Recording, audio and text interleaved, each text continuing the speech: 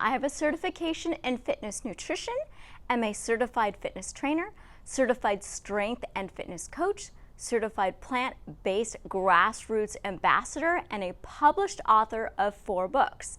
This book, called The High Five Diet, is about my story of sickness and health and how diet plays a front role in nutrition.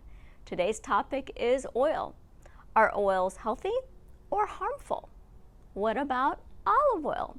You've probably heard your doctor tell you that saturated fats should be minimized and are harmful to your health.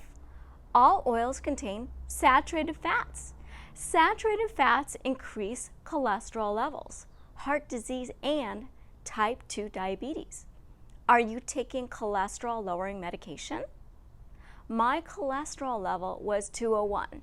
Now it's 148 due to my low-fat diet.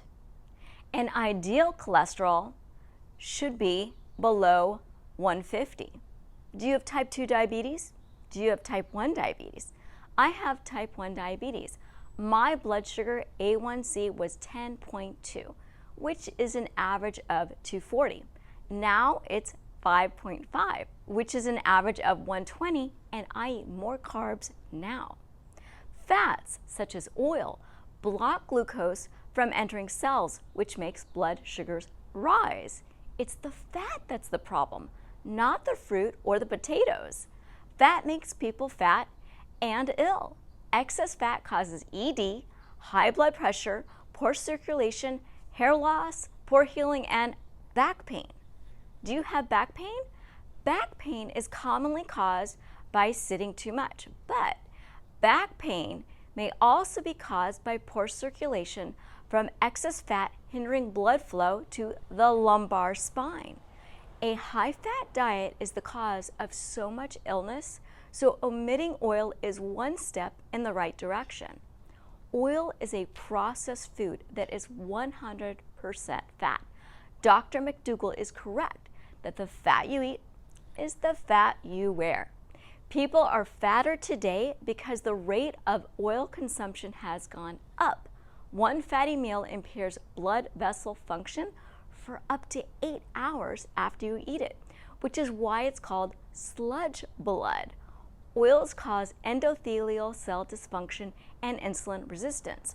When adding oil to the diet, red blood cells shape changes from smooth to having spikes, so blood doesn't flow as well. Oils cause red blood cells to become deformed.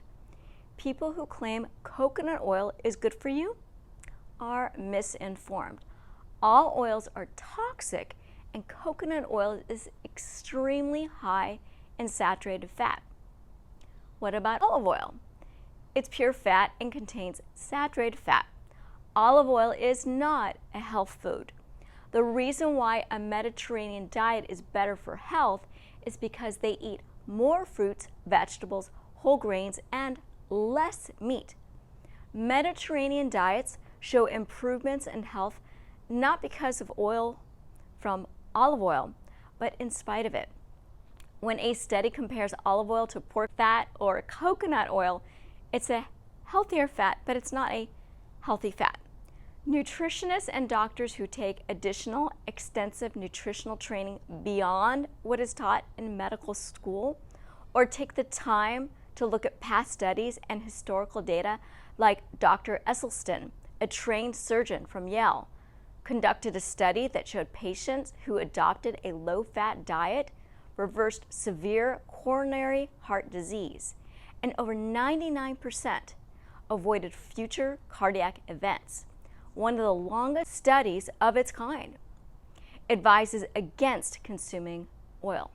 Dr. McDougall, a clinical instructor at 4 medical schools who wrote the famous book, The Start Solution.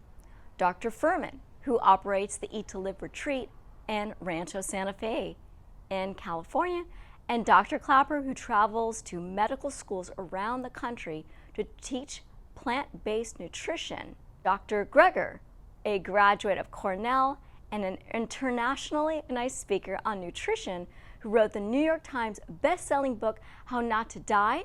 Dr. Goldhammer, who wrote the popular book The Pleasure Trap and operates True North Health Center, all advocate an oil-free diet. But if we're seniors, is it too late? We can improve our health at any age. My mom, who is 80, she had high blood pressure and was taking blood pressure lowering medication, which caused her muscles weakness and painful muscle cramps.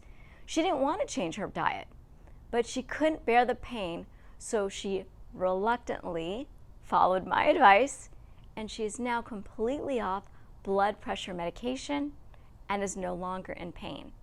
Oh, and she loves her new diet. People of all ages, all over the country, are adopting an SOS-free diet, which means they avoid salt, oil, and sugar.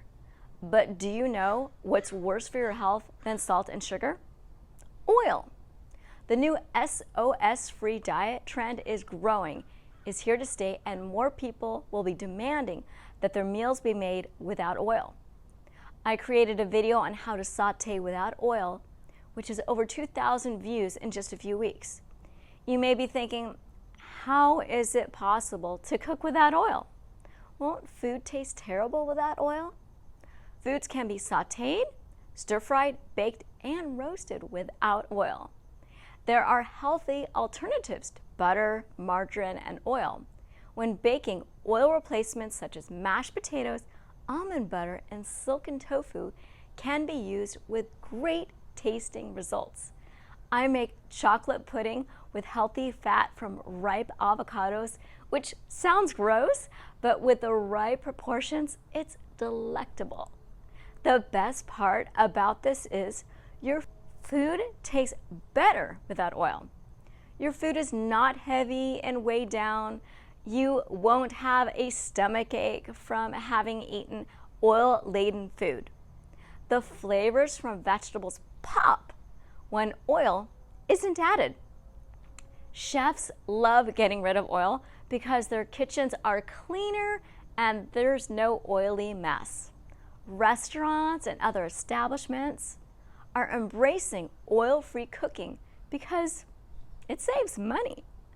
When I first started oil-free cooking, my biggest mistake was adding too much water at once, so the vegetables steamed and the onions weren't soft and cooked down enough. It's better to start with less liquid, adding more as you go. About 3 tablespoons.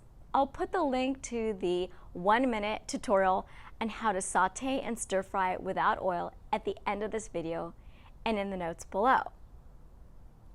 I'll also put the oil-free roasted potatoes video in the notes below.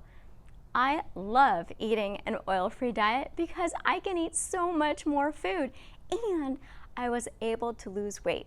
I have so much more exciting nutritional information to share with you, so I hope to see you soon.